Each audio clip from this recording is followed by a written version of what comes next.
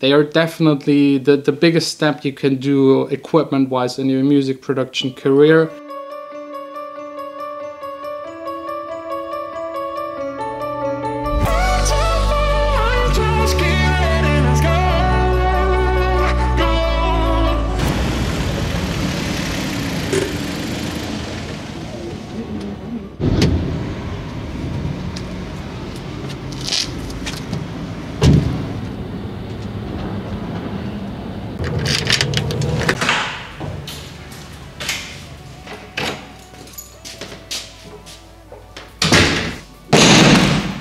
Hi guys, welcome to the studio. I got a new package. You might already know what's inside. Another spider, this time, as it looks, not broken. That's already the second one. The other one, the rubber was broken, but I actually like this model because you have those two clips, and with these you can just clip the mic in way faster than screwing it in or having like those 3 pins and screw them towards the microphone to grab it. But let's see how long this will hold. Let's maybe just put it on the vocal booth.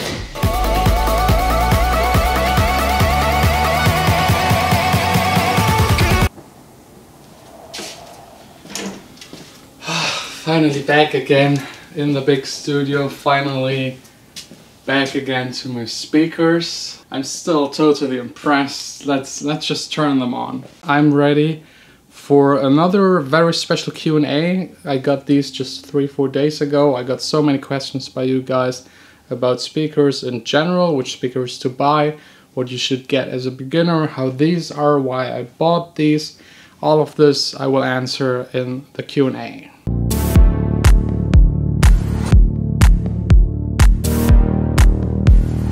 First question, why did you not include the speakers into the bass trap? Like, that's the bass trap. Simple, it does acoustically not really make a whole lot of sense. First of all, if you soffit mount these into a wall, it has to be a brick wall. There isn't enough physical space in the corner because these are like very deep. I would have to build a special construction to cool them on the back because they have like all of the heat is distributed to the back. There's also a grid. So you need a channel behind the speakers with fresh air, and you also need to close off the bass port. And on top of that, you don't even know if it will sound good because soffitting a speaker, yes, it improves it a little because they're in the wall and the sound directly comes out of the wall. But on the other hand, the bass, controlling the bass is really hard. The bass gets emphasized by a lot. The only option for this room would have been like building a second wall in here and closing off the windows, but I just absolutely love the view. It's so inspiring, so I didn't want to take that away. I also thought first about building a vocal booth in front of here, but the vocal booth is now downstairs. Again, the view is just amazing. It's the best part about this room. Except for the speakers, maybe. And I would always suggest you to not build the speakers into the wall. If you have the space to just put them on stands and have enough distance to the walls and the back wall, then just leave them on stands. This way you're way more flexible, because it can happen, you build them into the wall and then your sweet spot doesn't sound good. There's no way you can move, tilt or shift the speakers. Very complicated. Why did you invest 10,000 on monitors while you know you may end up with the same result? I have to say, yeah, they were expensive. It's a huge investment, but my last speakers were 500 euros and lasted me 10 years and I got great results. And I was like breaking those down over the years and I kind of convinced myself that it might be okay to get them. And the first couple of tests, it's insane. The amount of detail you can hear with these, it is just so much better that I'm almost close to saying it's worth it. Longer warranty on your speakers, I actually don't know. I hope they will never break. I hope, no, they will never break. Have you ever tested the Korg Rocket series, and if so, would you recommend them? I tested them at a friend's place, but I'm not so familiar with it. I've never tested them in my own studio, never compared them to other speakers, but I think they and the Yamaha HS series, Those are like the two ones that a beginner should get. Those are like the best speakers for people starting out making music. They are definitely the biggest step you can do equipment-wise in your music production career. If you have normal stereo speakers or computer speakers, any kind of speaker that isn't meant for the studio, these will make a great improvement because they're tuned to be as linear as possible, and that's what you want as a music producer. You don't want that hi-fi sound. It's impossible to mix a song on hi-fi speakers. It just really doesn't make any sense. And if you have the budget, I would advise you to go for the 8-inch woofer versions. It's usually just like 50 or $100 more. And this way you cover the almost entire frequency range. So also the very low frequencies that are especially important for electronic music. Be wise, invest that little tiny bit more to get those bigger speakers. They will last you years. The next one is again a headphone versus speaker question.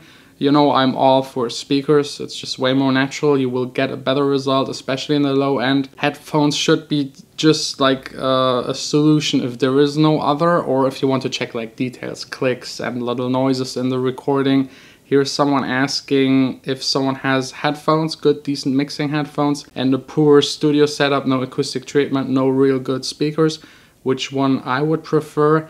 I think in this case I might go with the headphones, but then still double checking everything that is stereo on the speakers just to make sure it sounds natural and good. And when it comes to mixing the bass, I might also switch again back to the speakers, but then it's like a constant back and forth, a lot of guessing, a lot of testing it on other systems, and that's exactly why you treat your room and why you get better speakers, because then you don't have to do that.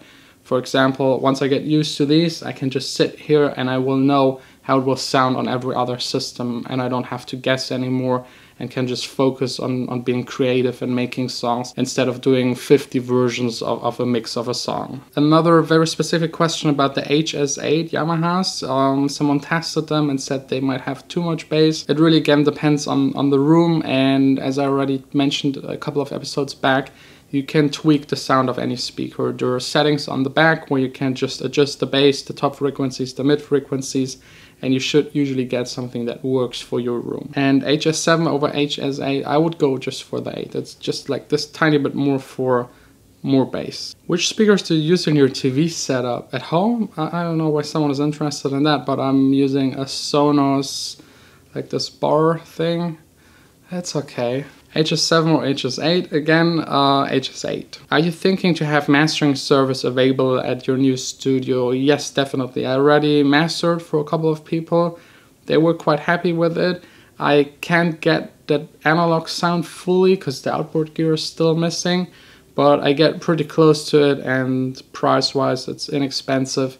And I think I have a good feeling for like electronic music and modern electronic music, because some mastering engineers, they're used to mastering rock, pop, and they do not understand it fully. So if you're interested in mastering, there's a link in the description. Are they neutral? Do you have any boost or built-in EQs? Yes, you can EQ these and they sound very neutral. Next one, do you take any precautions to prevent hearing damage? While DJing, yes, I try to. I sometimes forget. When producing, not really. You can't plug anything in your ear, you won't be able to mix, but lowering the volume is definitely something that I would advise. A lot of people say like 80 dB is like the best for producing because your ear hears the most linear. If you turn it up all the way, you won't be able to mix again, and if it's too quiet, it also doesn't really work. But I'm usually around like 70, 75, and then I sometimes turn it up once the mix is done to check it again, and really loud and also really quiet. Have you dreamt about them? This... no, actually not, because I mean, I always wanted to have like big, huge, nice speakers, but I thought the ones that I have downstairs in Studio B would be like the max that I will ever get and ever need. But now that I got these, I'm thinking way differently. I'm regretting basically every single second that I didn't have these. What are the best speakers for bedroom producers? Again, the KRK yellow ones and the Yamaha HS. There are also some other companies that make good speakers, But basically it's up to taste. They're all slightly different, but with speakers, it's usually you get what you pay for. The more you spend, the better they are. Just be careful not to buy, for example, the Neumanns. There are those really small Neumanns. They are amazing. The sound is so good for the price, but they have like a very tiny woofer. They are actually meant to be like a second pair of speakers in a studio.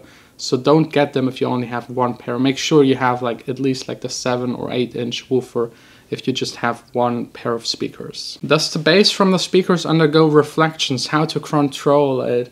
Yeah, controlling the bass is hard. Basically what you do, bass traps as much as you can, absorbers as much as you can. The back wall, as you know, is also fully absorbed. Just need to cover it with the fabric. But yeah, like acoustic treatment will help you to control it. And for example, this room is treated, like I would say less than 50% of the surface is treated with absorption. And it's already enough. It sounds really nice in here. When you step into this room, you can hear it immediately.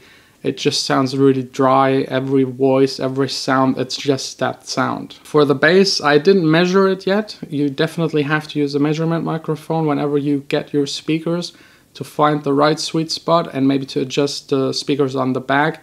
Your ears will just fool you, but I haven't measured it. So far, listening here, it sounds extremely good. I would even say in the bass, I'm missing maybe 1 or 2 dB, but that's easily adjustable on the speaker.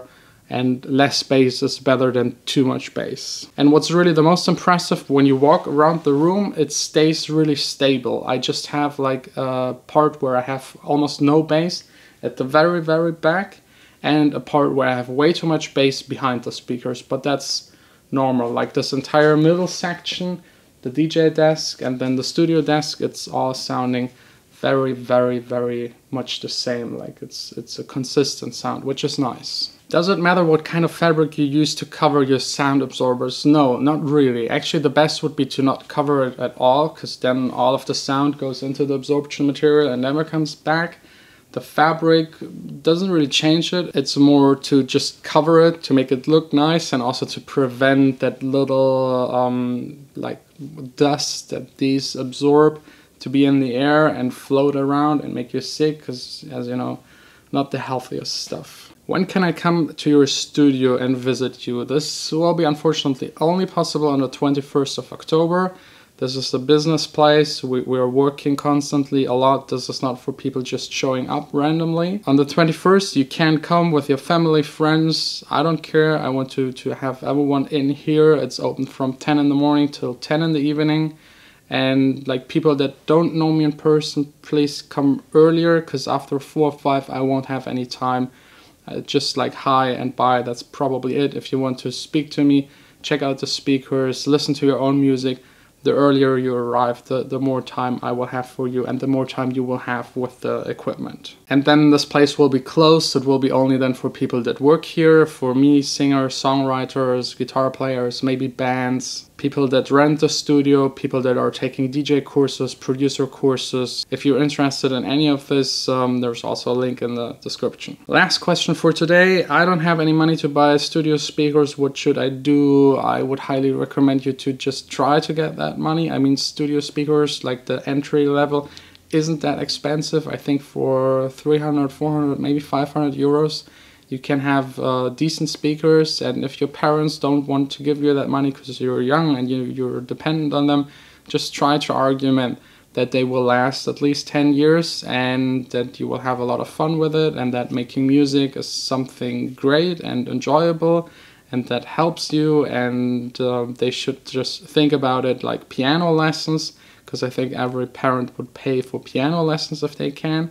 But producing electronic music, some still don't get it, that's actually the music that is now being played and like the hip cool stuff. So just try to argue, maybe save something up or go and work for a couple of months, or even just a month should be enough to afford these. If you really are loving making electronic music and you're into it and committed, then getting those speakers, getting the money for the speakers should be the easiest. Everything following then, that's actually the hard part. And if you're already not succeeding getting studio speakers, good luck with the rest. Anyways, thanks a lot for watching. We will see us tomorrow back again here in the studio, because I'm still just sitting here in my chair and listening to music. That's basically all I do. If the studio isn't done until the opening, you know why.